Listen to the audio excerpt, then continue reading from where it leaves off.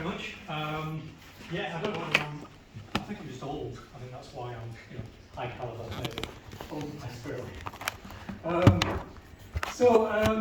Yeah, I'm going to talk to you a little bit about some research I've been doing recently and over my whole career, which is why this star is my favourite star, because I actually spent my PhD studying this star.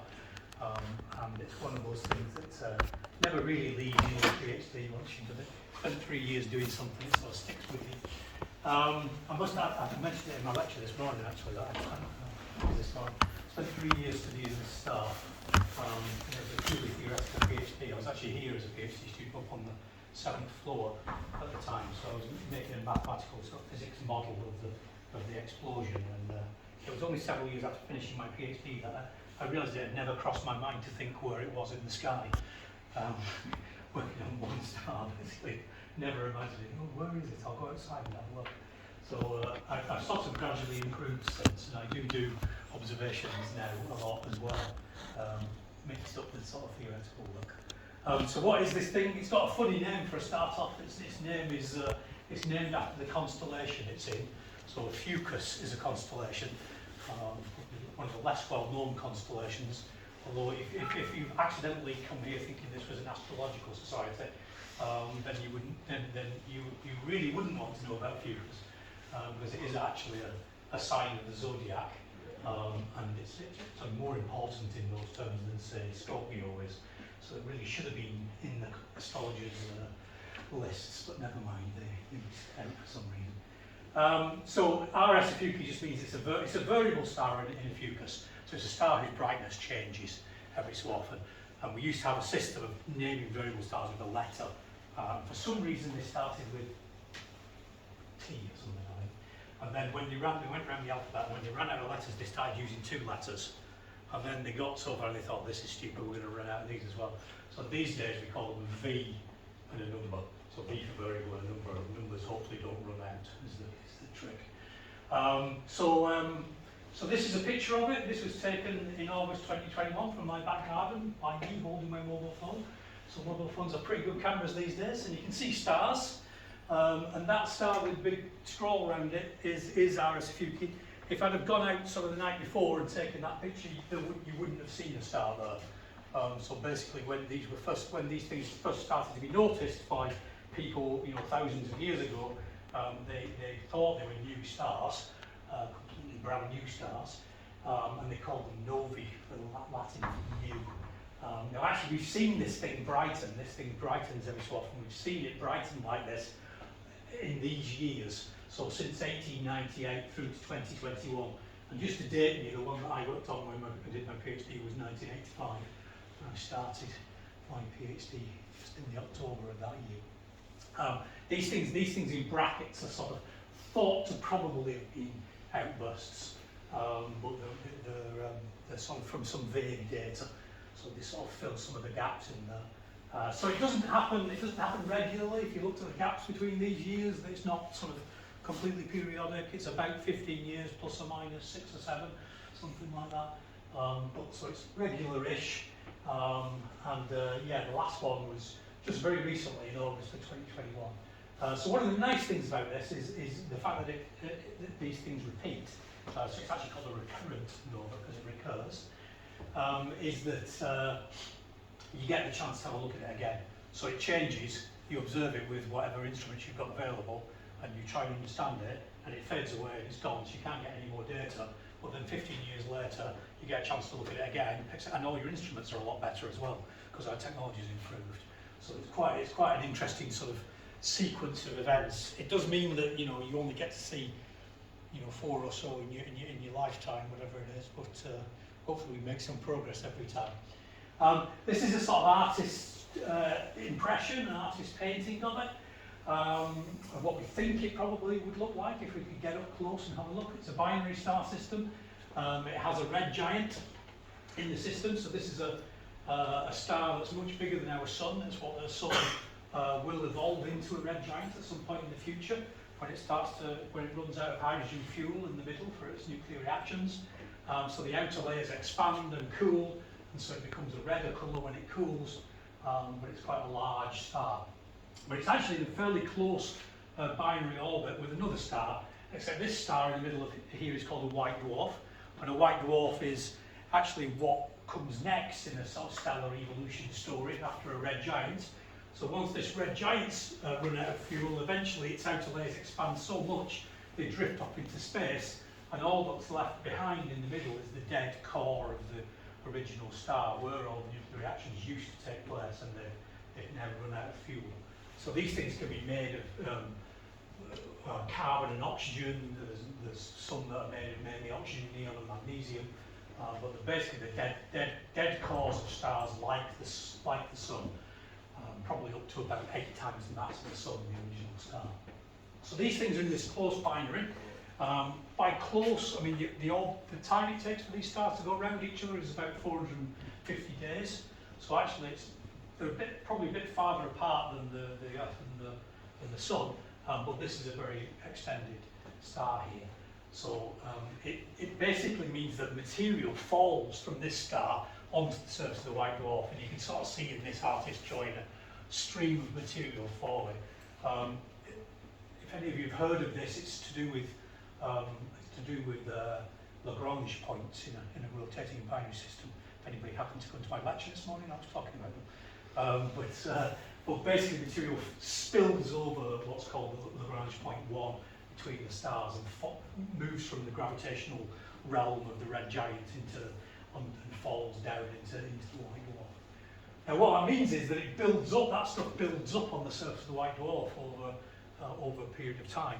So it'd be a bit like, just think about relative sizes. This is much bigger than our sun. This is about the size of the Earth.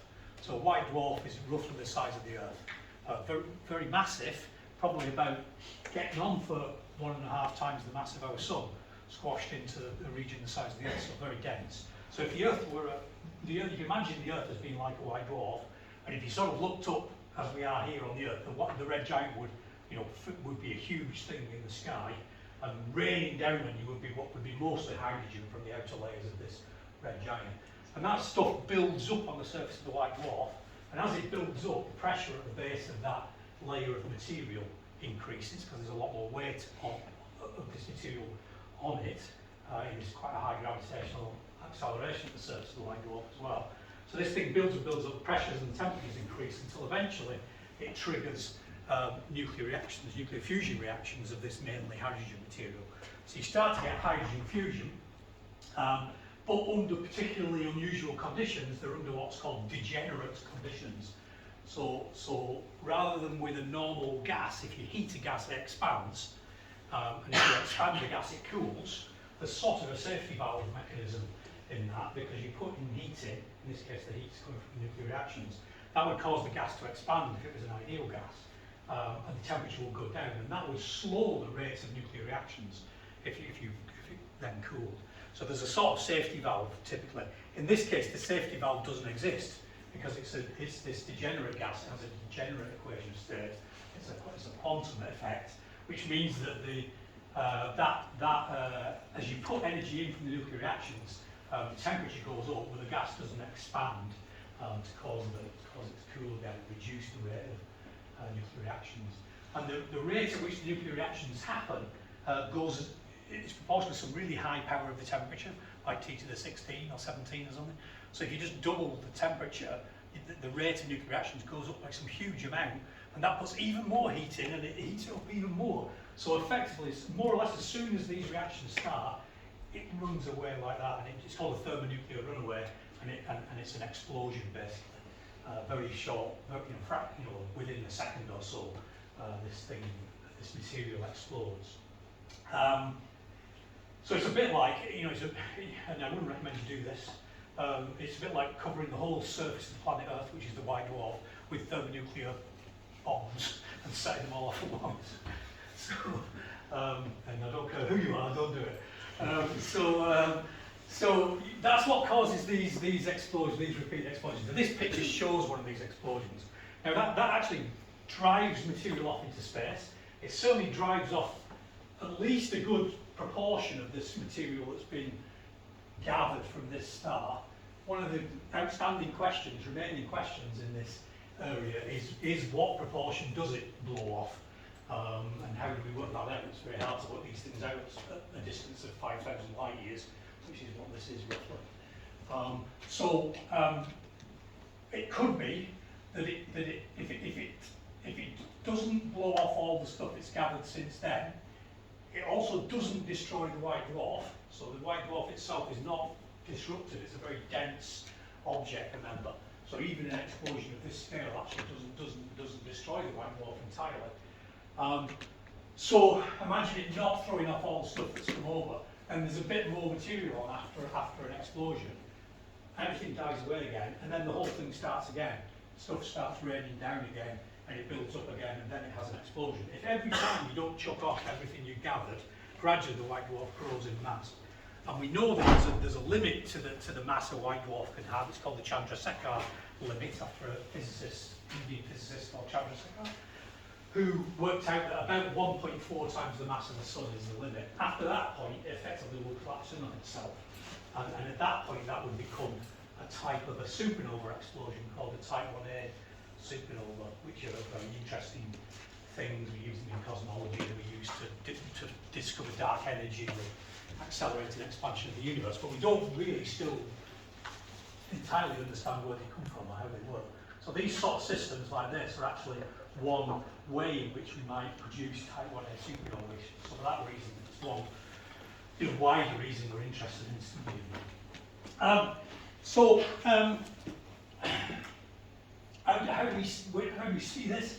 Oh, I grabbed this off the American Association of Variable Star Observers website, AAVSO, who are basically amateur astronomers who make observations of the sky, and they submit the data, and they've got a great database going back a long time. So I managed to get back as far as 1933. And this shows you the brightness of the star against time to the 2021 outburst. And you can see how bright it gets every time there's an outburst. So as I say, there might have been one here in about 1945. This, for those of you who are into looking at stars, I don't know how many of you are, but this thing on the right, on the left-hand side, on the vertical axis, it's in units called magnitudes. Which are very historical units, but basically one of the key things is where it says 6. If you get brighter than about 6 in a dark sky, and if you've got good eyes, you can just about see it without a telescope with your naked eye. So this thing pops up into being just about visible to the unaided eye. So some of them don't, but this one does. This is the actual zoomed in on the bit from the 2021 outburst, so in August of 2021, where you see it sort of burbling along somewhere at quiescence, and then very, very rapidly it gets bright and then fades away on some time scale. If you're wondering why there's a gap, it's because I did mention that Ophiuchi was a sign of the zodiac. What that means is, as the Earth goes around the sun, and you look past the sun at the distant stars, the set of constellations that the sun appears to pass through during the year are the signs of the zodiac, effectively. And so this is when it was too close to the sun for people to observe it, so they had to wait until it come past the sun and come out the other side. Start getting data again.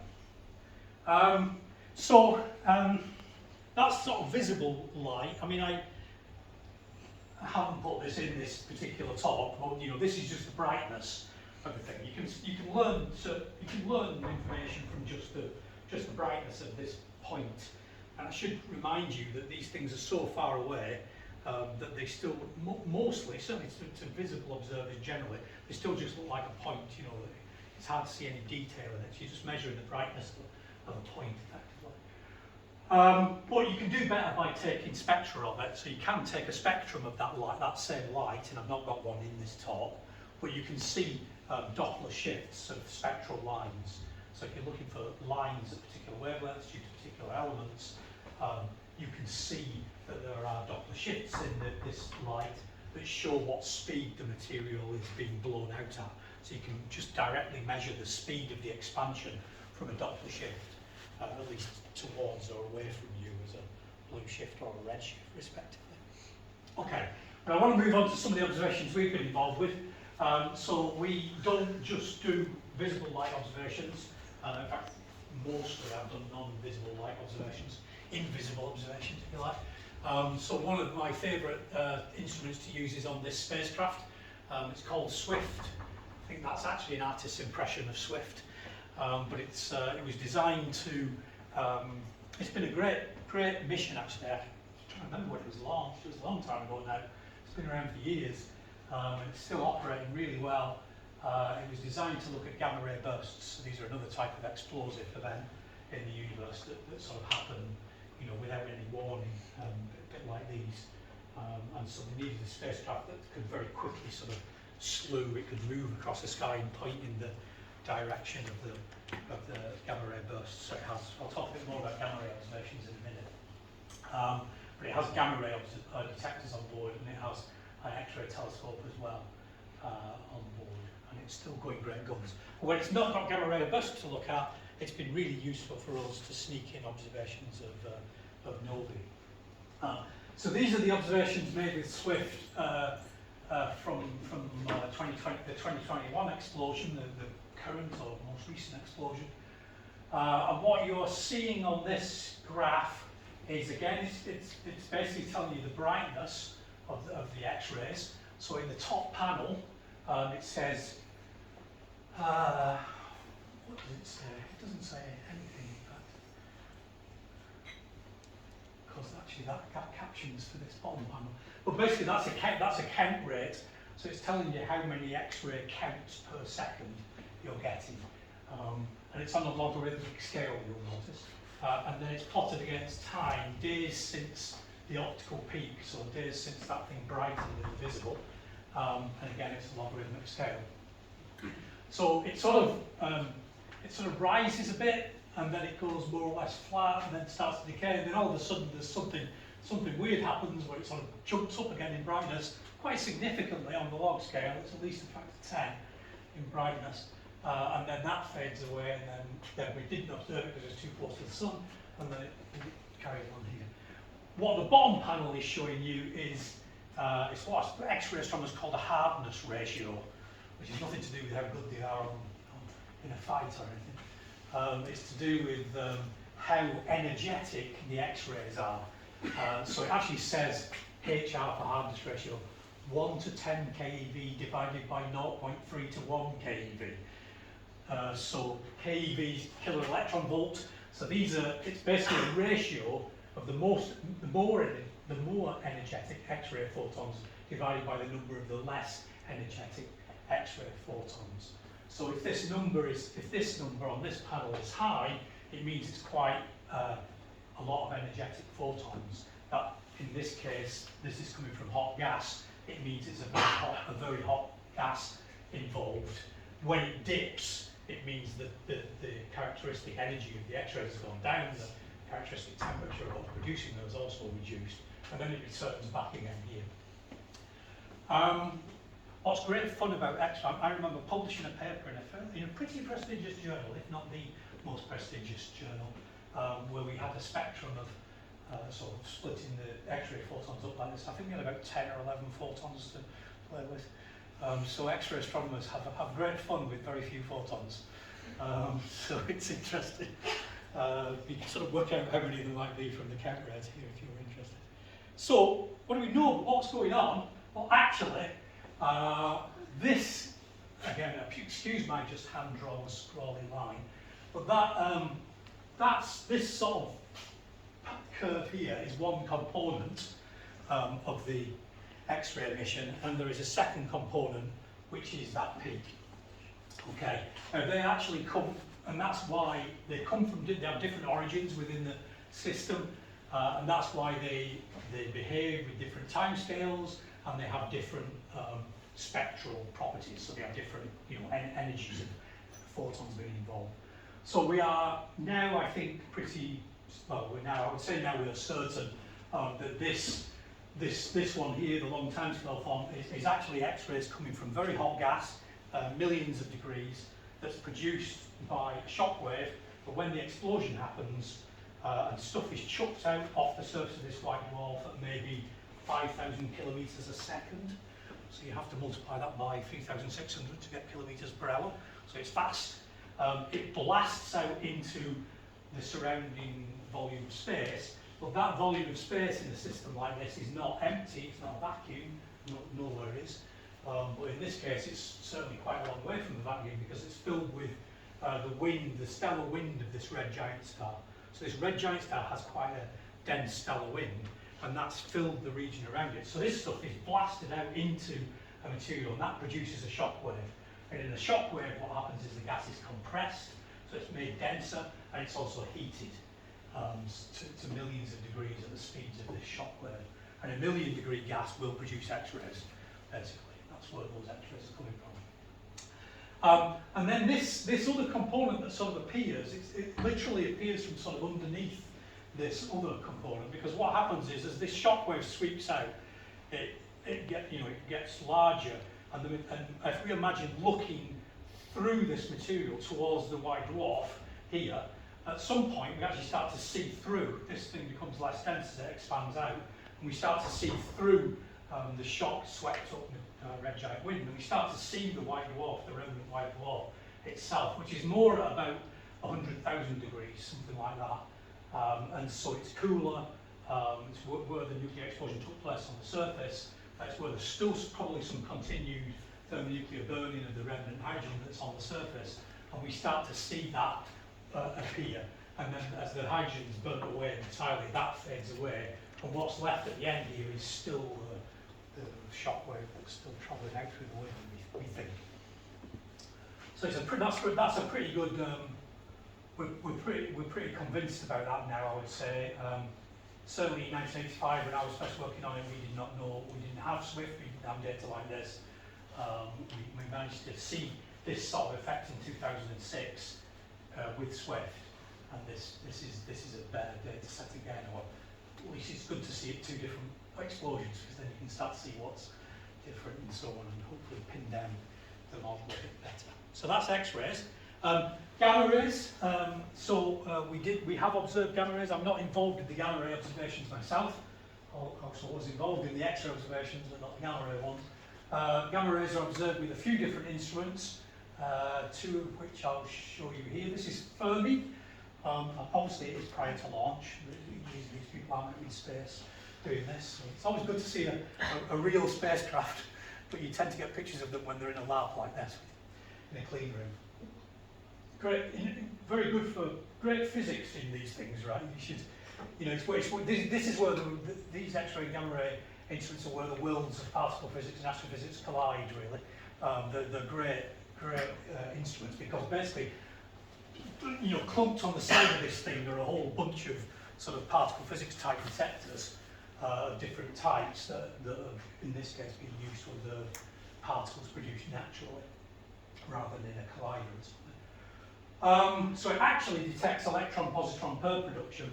So as the gamma ray enters a device, a tracker device within it, you get as it interacts with, I think, the tungsten sheets inside this detector. If the gamma ray interacts with that, it basically produces an electron-positron pair, and then you can detect the path of those through the instrument, and then you can sort of work back and work out the rough direction angle for the incoming gamma ray, and you can also catch them at the bottom and work out the total energy.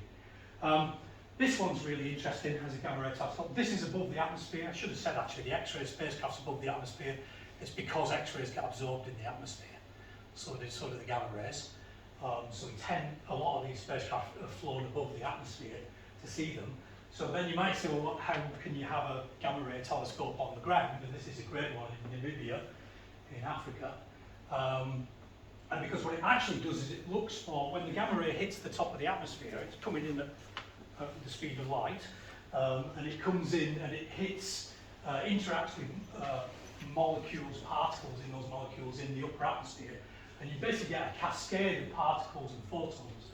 So you get electron-positron pair production, and then you get Bremsstrahlung and lots of other radiation processes produce this shower of particles and photons that comes down through the atmosphere and can reach the ground in the case of high energy collisions, the gamma rays. Now it turns out that what this does is it's looking in visible light. It looks like a visible light telescope because it is, and it's actually looking for a visible light flash in the sky. And that flash is visible radiation that comes from the electrons and positrons produced by the original gamma ray, which are moving faster than the speed of light in the air. So you should always remember, of course, that the speed of light in the vacuum is the ultimate speed limit. But as soon as light starts to move through a medium with some other refractive index, it slows down. And so actually, the energies involved mean that the electrons and positrons produced can be moving faster than the speed of light. That produces an effect called Cherenkov radiation. And that flash of light is what these things are looking for. The interesting thing about this is if you imagine looking up, I should have drawn a picture of it. If you imagine looking up, there's a sort of there's a sort of the gamma ray comes. If the gamma ray came in from directly above like that, and it produces this sort of shower that sort of spreads out. So this is like but that shower, as the particles are produced at the top, and then those particles produce more particles, and those produce more. But the whole thing is coming down through the atmosphere at quite a high speed, right? Close to the speed of light, if not, in fact, some of the particles are moving faster than the speed of light in air. So the flash that you see is coming from this thing in the sky up there. So actually what these telescopes are designed to do, it's really cool, is that they're looking up, and they're looking up at this thing from an angle, right? And if you have a set of telescopes here, they all see a flash that would look, if you imagine looking at that from this angle, you'd see a sort of smear like that. But if you looked at it from over here, it would be at a different angle. So by looking at each telescope here produces a sort of smear at a different angle. If you put them all in the same picture, all the smears all point back to the position in the sky where the gamma ray came from. It's really worth looking at, these things. They're really, really cool. And just as an aside, we're in the Blackett Lecture Theatre. I just added this at lunchtime and I realised where we were. This is the Blackett Lecture Theatre. It's named after this person. This is one of my favourite pictures of him. Looks like it's probably taken by Bernard Lovell in the back garden, because Bernard Lovell was a big fan of this person. This was the head of the department back in the late 30s and through the 1940s. Pretty famous for smoking the pipe. That's what that is, in case you're wondering. It's an end-on pipe. You don't see many lecturers smoking pipes these days. He was an interesting character actually, but one of the interesting things about him is that he was into all this sort of cosmic ray work, and so into all this stuff like this Cherenkov light. He's very interested in Cherenkov radiation, and he actually worked out that he should be able to see a flash. So apparently he used to spend hours lying in a field looking at the sky, waiting to see a Cherenkov flash with his eyes, because he thought he might be able to see one. I don't think he ever did. The flash lasts a billionth of a second. So I think his eyes are pretty good. But anyway, perhaps smoking his pipe and musing on the universe. Okay, so what does the gamma rays from RSOF look like? Before and after the explosion. This is a picture taken with the Fermi spacecraft. This is the Milky Way galaxy. So these are gamma rays coming from the plane of the Milky Way. If you read scales on axes, you probably should.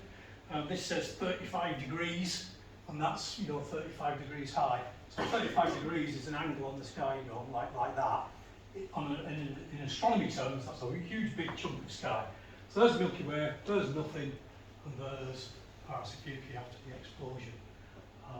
So it's really bright in the gamma ray sky. It becomes one of the brightest things in the gamma ray sky.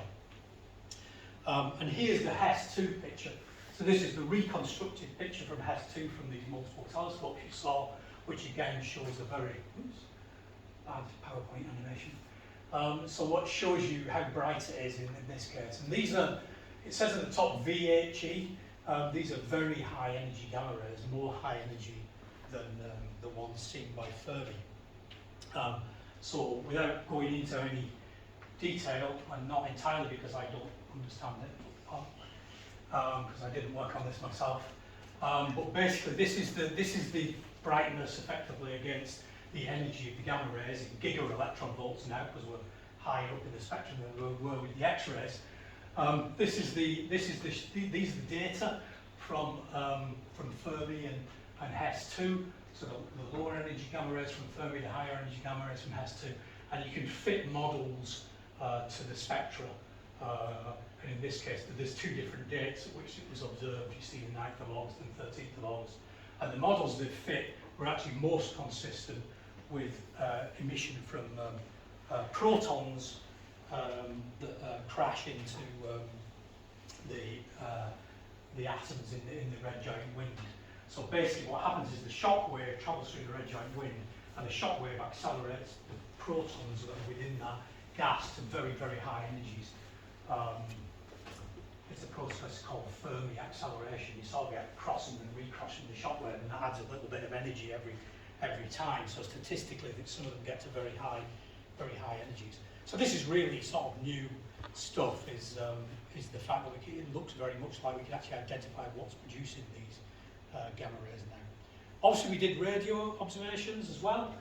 So our radio observations we've done with quite a number of instruments around the world. Obviously, E-Merlin is the telescope array that we operate from here at Jodrell Bank. We also use the Meerkat array in South Africa, which is a superb new radio telescope, and the very large array in the USA and New Mexico, amongst others. And there's also, I should have shown there's one at Oxford that we use as well called the Amy Large Array.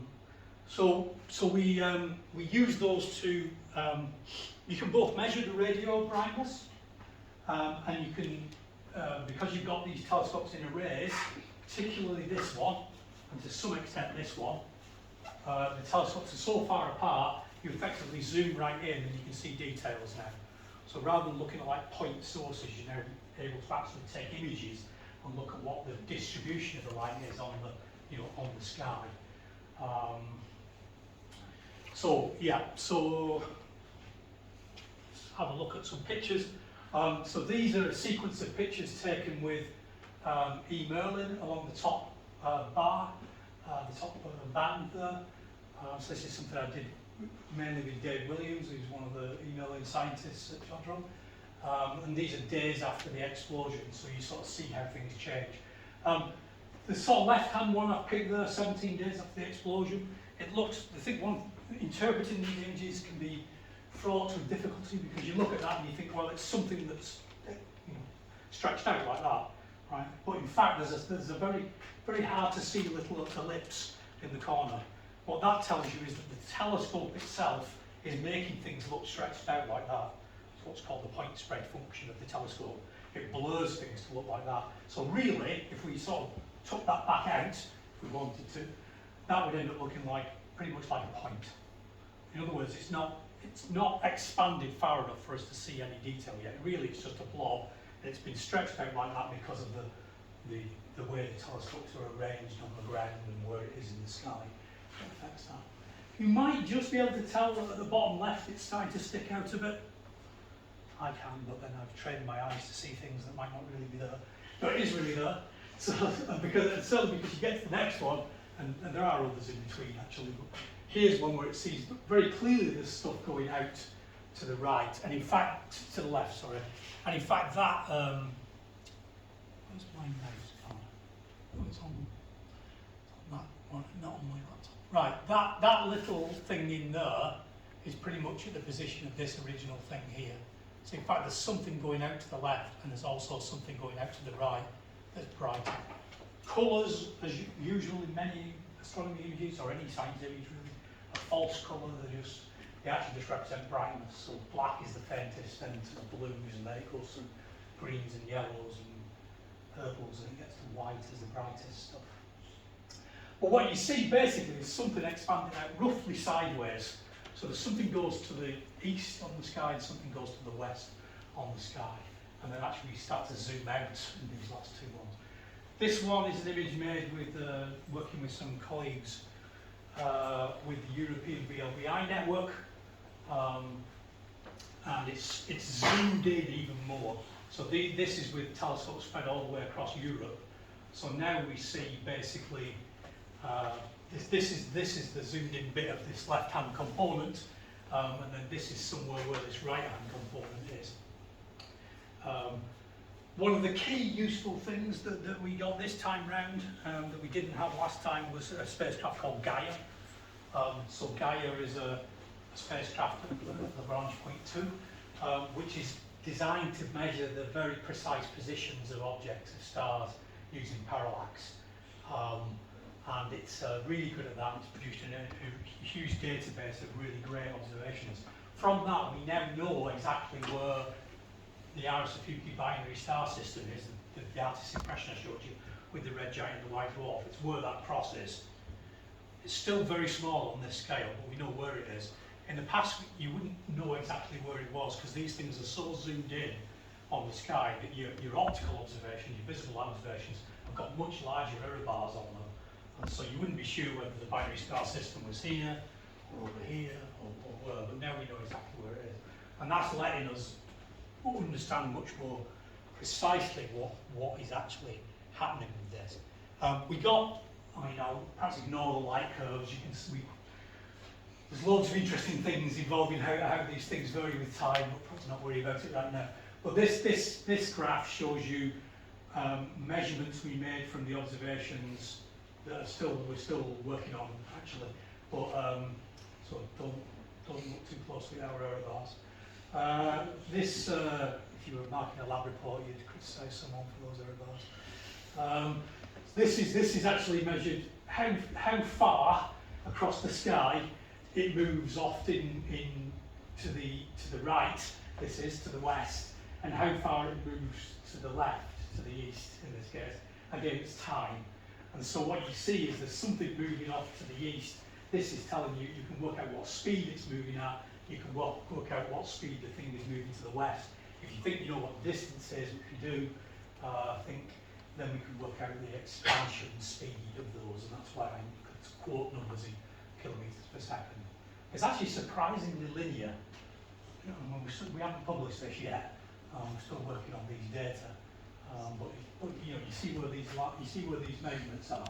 These are actually just our rough, like 10% systematic error number we put in. But it's clearly better than that. It clearly fits a straight line pretty well, which I think we were a bit surprised by.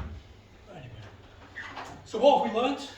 We've got a pretty consistent model that's coming in now, which this picture illustrates. So what is going on? I've drawn a little. I borrowed this from the HES 2 people who had a paper where they paid some graphic artists to draw a picture. So that's nice. So it's a nice picture, but maybe this helps as well. Basically, the red giant and the binary star system are somewhere in the middle of here. So this is my picture of the red giant and the white dwarf star going round in a binary orbit. It's seen sort of at an angle, right? So the orbit's seen at an angle to the line of sight. So if it was a circular orbit, seen face on, and then imagine rotating it round, so you're almost seeing it side on. That's shrunk down to somewhere in the middle of here. What this red disk represents is the same as what this red fluffy stuff represents, which is the wind, the stellar wind of the red giant. And the stellar wind of the red giant is we think, more concentrated in the plane of the binary orbit. It gets more easily ejected in the plane of the binary orbit. So it's a bit disk-like, obviously not as perfectly disk-like as this, more like the thing above. So when the explosion happens on this white dwarf, which remember is shrunk right down into here, and this shockwave travels out through the red giant wind, it will actually travel more easily out this direction and this direction than it will in this direction and this direction, because there's more stuff in these directions to slow it down. So you see something's going to expand sideways east-west, which is what we see in our radio imaging. So you've got a red giant that forms a disk in the plane of the binary orbit. The explosion drives a shockwave through that wind, which escapes most easily above and below the disk, which is left to right on the sky. The shockwave heats the wind to millions of degrees that produces the X-rays. The shock accelerates electrons to relativistic speeds, which produce the radio emission we see.